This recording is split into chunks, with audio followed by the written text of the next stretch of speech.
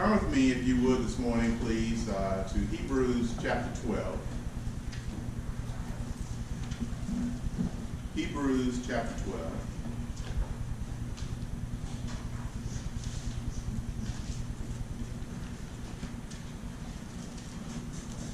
We're going to look starting in verse 1. Hebrews chapter 12, starting in verse 1. Here we have a promise, really a word of encouragement given to us as to how we ought to live when we find ourselves in trying circumstances. Really, to get a good feel for Hebrews chapter 12, you have to read Hebrews chapter 11. Hebrews chapter 11 is known as what is called the faith chapter. Because throughout that chapter, we find what happens when we live by faith. In fact, Hebrews chapter 11 says in the beginning that without faith it's impossible to please God. We actually please Him by trusting Him. Yeah. You know, how many of us think about, to please God I need to do something. To please God I must live a certain way. I must do a certain thing. And we have this standard we may create, and by that we determine that that's what will please God. What pleases God is us trusting Him. Otherwise, the old folk used to say, we get the cart before the horse. Because you can't live a life that pleases Him if you don't trust Him first. If you look and see it in Hebrews 11, you'll find that throughout that chapter, there are things that happen to people by faith. It was by faith that Abraham found himself going to a foreign land. It was by faith he trusted God that he and his wife Sarah would have a child in their old age. It was by faith that we find that Isaac, for example, trusted God to the point of where he said to his son that God himself would provide a ram. He knew what it meant to trust God in areas where he did not know what would happen on his own. And that pleases God. What's happening in your life today? There will be an opportunity for you to do nothing but trust God with it. You could have loss. You could have overwhelming circumstances. You could have mountains. You could have giants. You ever thought about maybe the reason God let us see how giants were in the land for the Hebrews was to help you and I to understand they will have giant circumstances sometimes? I wonder if it wasn't the fact that when he had the walls around Jericho that was fortified so large you couldn't get over them, you couldn't get in them, you couldn't get under them. I wonder if sometimes in life we don't have walls of Jericho where things are so hard we can't get over, we can't get under, we can't go through it, and all God says to do is trust me and walk around and shout. Wow. Yes. I wonder if sometimes life gets so hot there's like a fiery furnace. And if you go one step closer, you know that you're going to be consumed. But yet God says, trust me, because I will go with you through that flame, and you will come out not even smelling like an hint of smoke, if you would trust me. I wonder if Isaiah really knew what it meant when he said that even young men grow weary and tired. But those that trust the Lord, wait on Him, will renew their strength. They'll mount with wings of eagles. They will be able to run and not go weary, and walk and not faint. I wonder if all those opportunities we find were just examples of where God is showing us that when adversity comes, it's trusting. And I ask you today, what is there that you have an opportunity to trust God with in your life? And will you just do one thing? Trust Him. When you don't see a way, trust Him. When you think it's all over, trust Him. Because when it's all over, He's just beginning.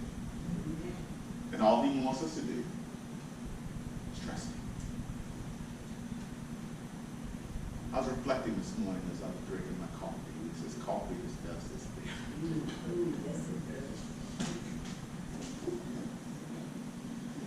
And I was thinking how hard I make life on myself. Because there are times when the weight is there that I think I have to carry that weight on my own. In fact, I think that it's my responsibility because I'm capable to carry a weight. And you know, sometimes I forget where God says, cast all your cares upon me. Because he's saying where there's weight on your life that is more than you can bear, he doesn't want you to man up and try to carry it on your own. He wants you to cast your cares upon him. You know why? Because God cares for you.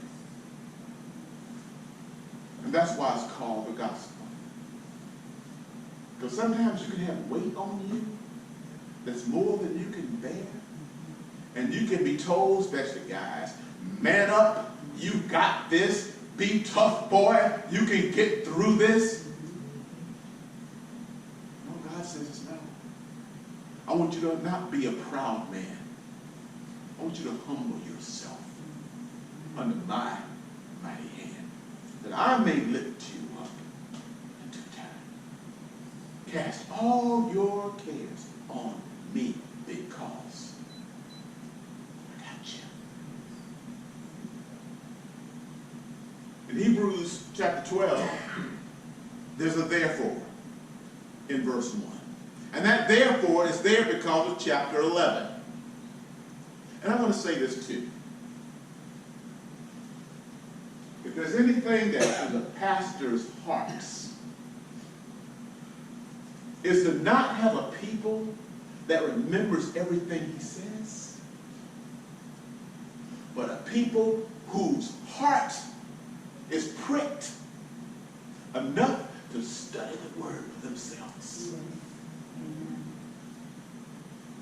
My heart's desire to be to have pews of Berean Christians, because the people of Berea listened to Paul and then quickly went away to find out if what he said was there and to truly understand what the word says, so that they could find themselves like David saying, I hide your word in my heart that I might not sin against you.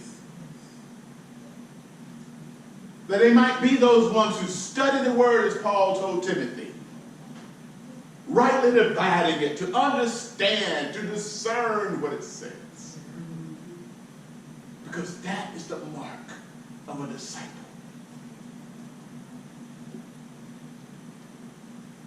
My son is going to be an engineer.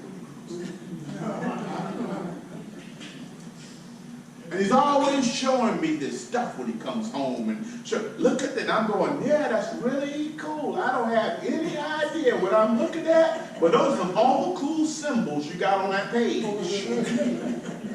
Looks like hieroglyphics to me, but yeah, and yeah, you're going to, and then let me show you what's going on. He can show me all day long. He can show me over and over again. But if you leave that piece of paper in front of me, even I were to video him and watch it again, I guarantee you I would only see characters on a page. Because I don't understand the theory that lies beneath it that comes from doing what? Studying. To understand what those symbols mean.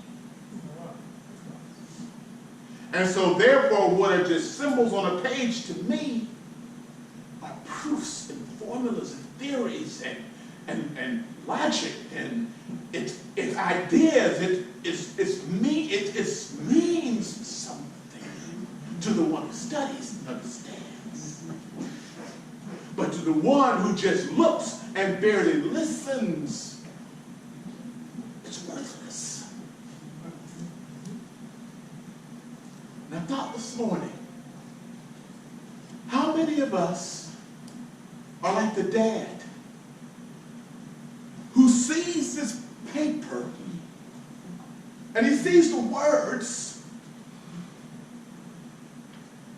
but it means nothing. And so therefore, when trouble comes And you say, pull out the paper with all the math. And they look at it and go, I have no idea what I'm looking at. This is worthless to me. I wonder how many of us are the same way here. You got a trial in your life and somebody says, well, go read your Bible. And they look at it and go, it's just words on a page. It has no substance to it. Because we don't study.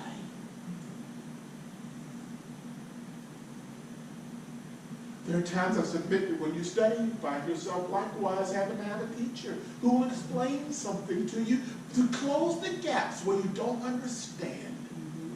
I've heard him talk about going and working with his peers, and they have study groups. And they would go and kind of make sure we understand before we go and take a test. Likewise, the Holy Spirit will help you to understand. Because there will be times when you will have what are called trials. And trials are often recognized as being tests. And if you want to pass the trial, pass the test, it comes with study and knowing what the Word says. So he says here again, and that was just my cup of coffee this morning, therefore, since we are surrounded by such a great cloud of witnesses, who do you know that has gone on before you that has made an indelible impression upon your heart? Who do you know?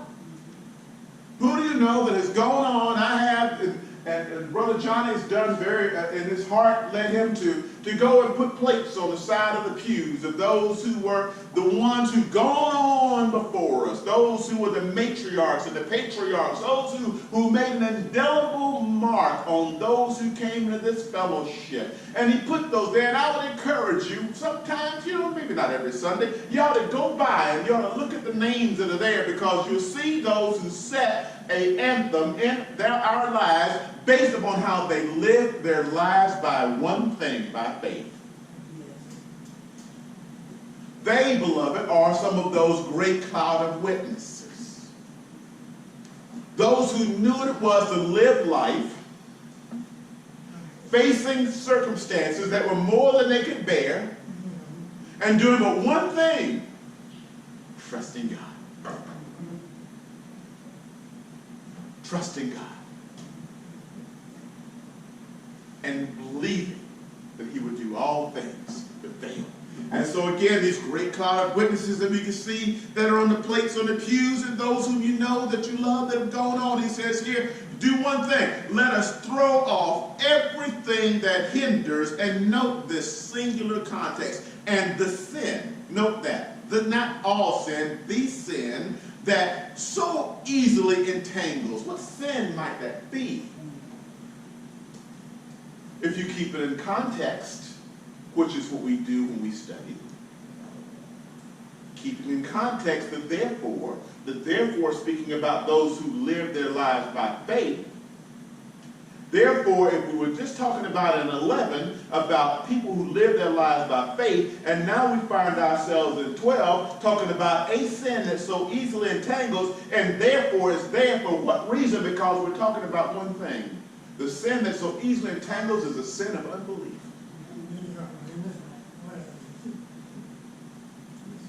It is not about what you've done and what you haven't done. It's about in whom you have believed and trusted your life when your back is against the wall.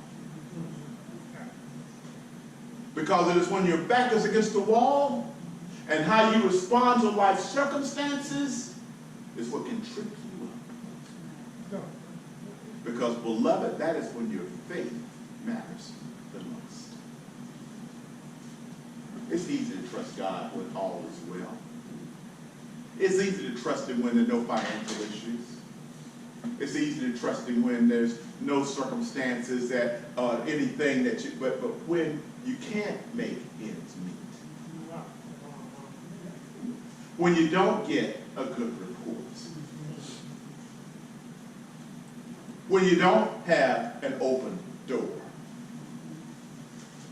When prosperity is not anywhere even close to being something that you can see. that is when the cords of unbelief can bind you and entangle you and paralyze you and cause you, instead of living a life of faith, live a life of fear. Paul was saying here to the believers, don't let that happen to you. And I say this to you. The scholars say they think it's a Pauline epistle, and no, an epistle is not the wife of an apostle.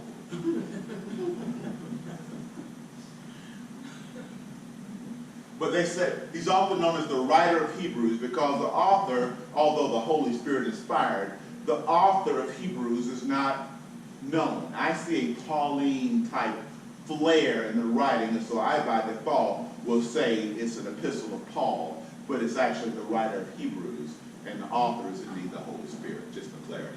So again here, he says here, let us throw off everything that hinders, the sin that so easily entangles, and let us do what? Let us do what? Let us run, note this, our race with perseverance.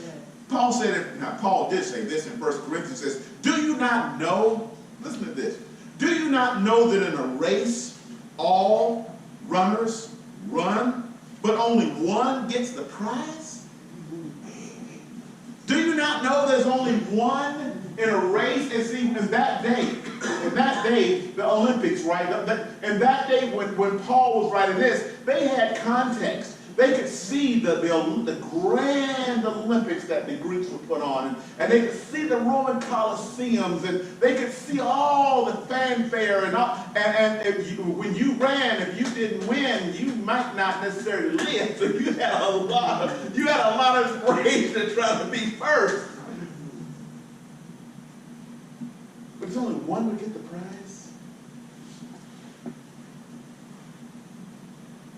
Run, he says in verse 24 of 1 Corinthians 9, run in such a way as to get the prize. Everyone who competes in the games goes into strict training. It's not a laissez-faire, casual. They go into strict training. The disciple is one who goes through strict training. Here he's talking about as a person who studies the word. You're going through strict training. Your study is deliberate. It's intentional. If you study, if you work out, if you train, those who are successful, they make it part of their regimen. They make it part of their daily behavior. If they fit it, don't they? When you're studying, when you're training, when you're whatever it is, if you're dedicated to it, what do? You make it part of your structure, your life structure. He's saying here, that's how serious we want to live this life of faith. It's not that you're perfect, because again, faith, please hear me, faith is not what you do. Faith is who you trust in. Please don't miss that.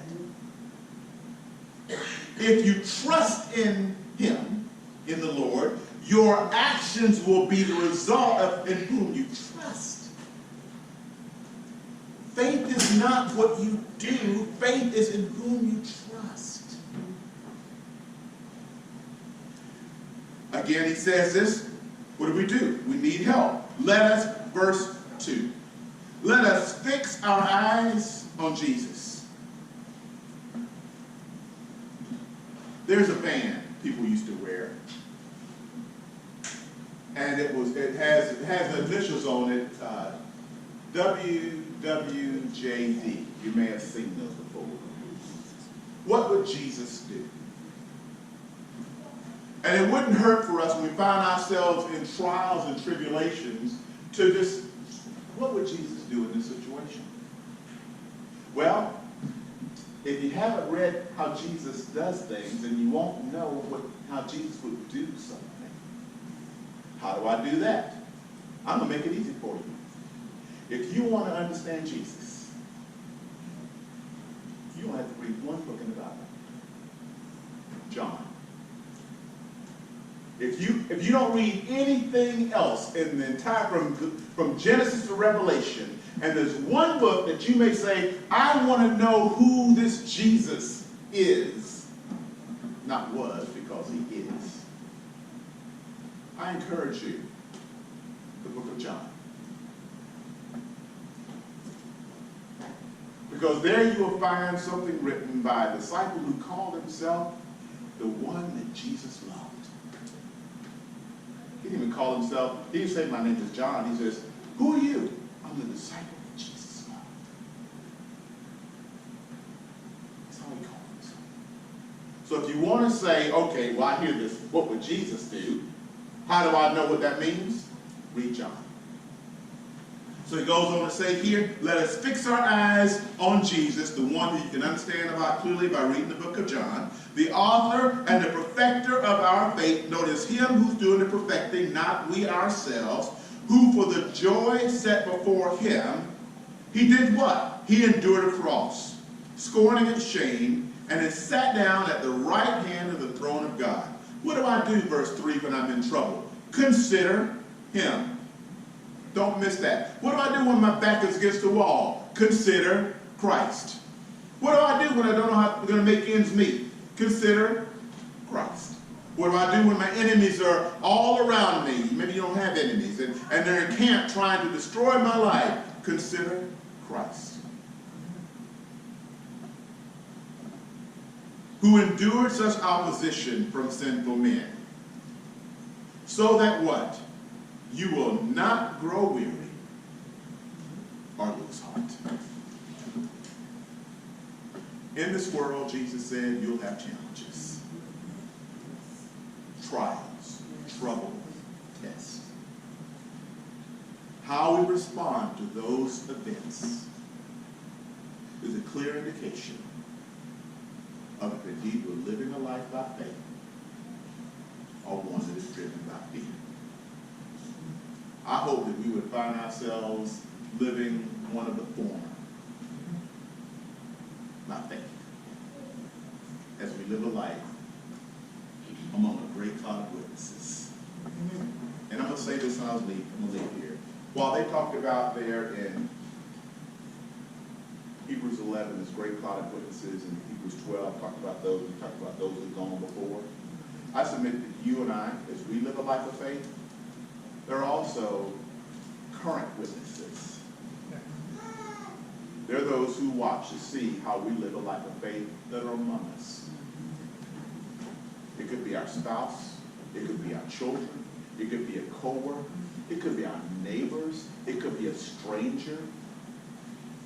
Because people have a way of, we hear what you say, but we watch what you do.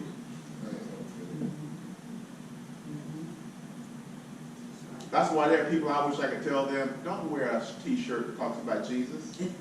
Don't have that on your bumper, please, because you just blew by them, you just cut in front of somebody, you just acted like a nut at the red light, you got crazy in the line at the grocery store, and you got on the back of your shirt, I love Jesus, really? No, please, just take it off. This don't, no bumper stickers, no t-shirts, please, no bracelets, because if you're going to wear those things, all you have done is you have now said you choose to live at a higher standard.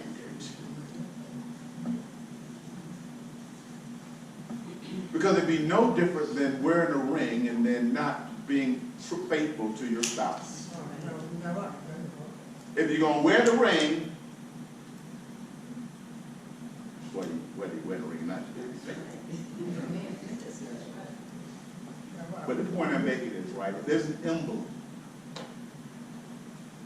who's going to wear a jersey that says Clemson Tigers on it and sit with the Carolina fans? Help me here. You're not going to, you would get grief from the Tigers and from the Gamecocks. I mean, there's no, you lost, you're done. Likewise, if we're going to wear the emblems, be faithful to what the emblem represents. And even if you aren't wearing the emblems,